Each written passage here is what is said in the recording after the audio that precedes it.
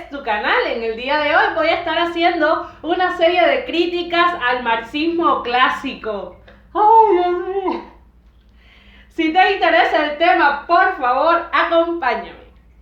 Bueno, lo primero que quiero explicar con este video es que las críticas que voy a realizar no son críticas de la nada, sino que son una serie de exámenes en los cuales yo estuve pensando una serie de análisis acerca de lo que plantea el marxismo clásico de manera general. Por lo tanto, no voy a hacer una crítica a una frase puntual de Marx, sino que voy a establecer a mi consideración cuáles son aquellas críticas válidas que se pueden hacer hoy al marxismo, porque si bien el marxismo, como vimos en otros videos, que si no has visto te invito a que lo busques en la lista de reproducción, es una teoría, un sistema de pensamiento que nos permite precisamente tener un análisis crítico ante la realidad. También hay que ser autocríticos. En este sentido, hay que criticar el propio marxismo porque en algunas cuestiones ha quedado vetusto. En el día de hoy precisamente vamos a realizar precisamente esa serie de análisis que nos permitan criticar esta postura, la cual pues a mí se me hace muy importante, ¿no? Quiero decirles que para que estas críticas que voy a realizar sean justas, hay que ubicarlas en contexto, ¿no? Vamos a hablar de Marx y de Engels, que son hombres del siglo XIX. Por lo tanto, si usted todavía no está tan claro de las circunstancias en las cuales escribió Marx, esos 40 años de producción teórica, yo le invito a que revise el video anterior que tiene que ver con las fuentes de lo que se conoce como marxismo clásico. Una vez dicho esto, vamos a entrar en materia. Sí, bueno, al menos hay tres grandes, digamos, ideas que se pueden regir y organizar las críticas que se le pueden realizar al marxismo. Al menos desde mi consideración, cada persona le puede realizar las críticas que estime conveniente. Ahora bien, yo creo que hay tres principales bloques argumentativos por los cuales podemos poner bajo examen las ideas de Marx. En un primer momento se encuentra la cuestión del etnocentrismo, ¿no? Que ya lo estuvimos viendo también en otro video, que es esta idea que la cultura de uno, ¿no? Sus circunstancias y condiciones son superiores a las de los demás grupos humanos, etnias o naciones, ¿no? Y que además es la correcta, es la más progresista, que es otra de las cuestiones que vamos a ver, y por tanto que todos los demás tendrían que asociarse a esta idea, a imagen y semejanza, porque nuestra construcción, tanto simbólica como cultural, económica, ¿no? Es la mejor. Eso dicho desde mis palabras. La cuestión del etnocentrismo se puede encontrar en la obra de Marx en muchos lugares. En otro momento también me gustaría dedicarle unos minutos a analizar la cuestión del lumpenproletariado. ¿Por qué? Porque si bien el marxismo entiende que los hombres no hacen la historia de al azar, sino que heredan circunstancias y condiciones, parece que la mirada cuando se trata del lumpenproletariado no es igual de humanista. Vamos a ver allí qué es lo que piensa Marx y Engels acerca de este sector de la sociedad y por qué son tan rudos con ellos. Y por último, yo también quería hacer alusión a algunas cuestiones relacionadas con el autoritarismo.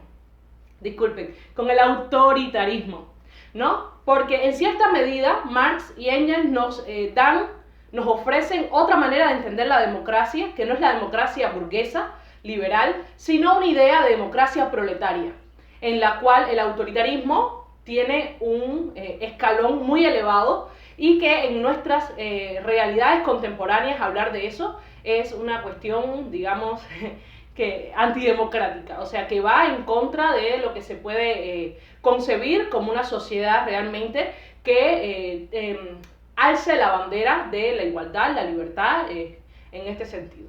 Entonces, vamos a realizar una serie de exámenes. Les voy a ir dejando algunas frases en el video porque, por supuesto, no me las sé de memoria, para que puedan ver en qué textos específicamente Marx está hablando, dice estas frases y pues también invitarlos a ustedes para que los revisen desde las fuentes clásicas y pues hagan sus propios análisis del tema. Yo voy a estar utilizando para este video las obras escogidas en 3 tomos de Editorial Progreso de Moscú del 1976, que son 3 tomos rojos, los cuales son obras escogidas, ¿no? Y entonces en este sentido de allí voy a sacar literalmente el texto. No obstante, se los voy a dejar en la descripción la bibliografía para que ustedes también los puedan consultar. Bueno, entonces entremos en materia. ¿Para quién está hablando Marx? ¿Para quién está escribiendo Carlos Marx? ¿Y por qué para una persona de Latinoamérica o de Oriente las ideas de Carlos Marx en ocasiones le son lejanas?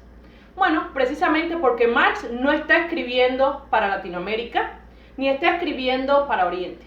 Marx está escribiendo para un humano universal que se concentra básicamente en aquellos blancos europeos, una masa culta de obreros fabriles y obreros del campo. En este sentido hay que ser cuidadosos. No es que Marx diga que exista dos clases sociales, o sea, burguesía y proletariado, y que todo lo que esté en el proletariado tiene que enfrentarse a la burguesía como único sujeto. Sin embargo, sí está diciendo Marx que las demás clases sociales deben asociarse al proletariado para, en forma de bloque, poder entonces enfrentarse a un sujeto tan fuerte como lo es la burguesía. Por lo tanto, aquí tenemos la primera cuestión. Cuando Marx está hablando acerca de la necesidad de la revolución, Marx plantea que esa revolución se tiene que dar en países desarrollados. O sea, el proletariado para Marx es el representante de todas las clases subyugadas por la burguesía. En esta medida hay una carta, es un escrito que realiza a Bakunin, acotaciones al libro de Bakunin. Recuerden que Bakunin era un anarquista que en esa época también estaba desarrollando su teoría. Él establece la necesidad de que precisamente sean los países que él llama desarrollados en los cuales se pueda llevar a cabo una revolución. De hecho, establece que solo en aquellas sociedades donde el capitalismo esté desarrollado y por lo tanto esté desarrollado su proletariado como fuerza política, se puede llevar a cabo una revolución. Los demás países establecen, no es más que una hipótesis de la cual se habla, pero no están preparados para ello. Ahí vemos en Carlos Marx una idea de civilización en la cual la masa europea y los países como Inglaterra, Francia, son aquellos países en los cuales va a triunfar la revolución y por lo tanto los demás países, ¿no?, que son países semicivilizados, les voy a dejar precisamente la nota en la cual dice eso literalmente, los países semicivilizados tendrán que esperar a ver cómo se hace eso de transformar la realidad una vez que ya lo hayan hecho los países desarrollados.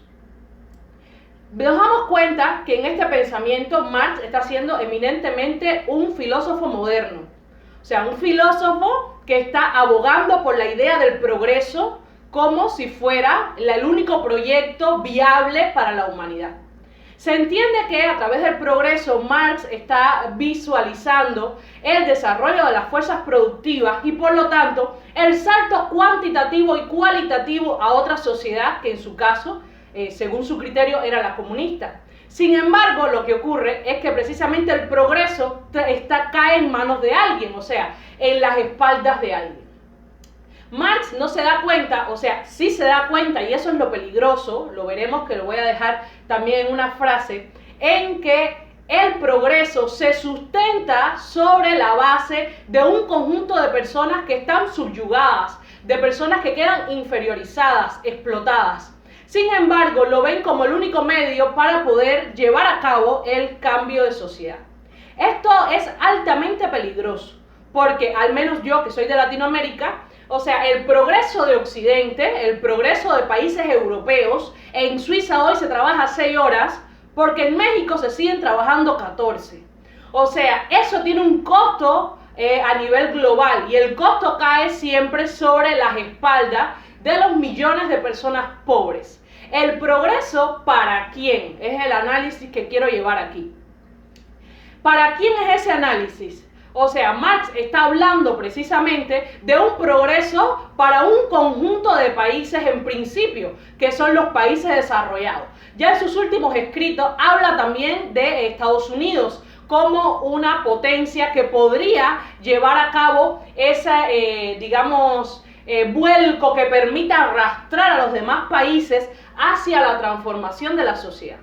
Los demás países para Marx no tienen para él una importancia tal para dedicarle un análisis. En todo caso, Engels dedicó un análisis acerca de la cuestión en Rusia precisamente para descartar la posibilidad que Rusia pudiera, por su estado de feudalismo atrasado, poder llevar a cabo una revolución. Bueno, lo que ocurre es que muere Engels y a los pocos años triunfa la revolución bolchevique. Entonces, nos podemos percatar que Marx y Engels en sus escritos, independientemente de que dan herramientas teóricas y nos permiten organizarnos para poder transformar nuestra realidad, Marx no le está hablando a los indígenas de Latinoamérica, Marx no le está hablando a los mestizos del Caribe, Marx no le está hablando a los campesinos de China.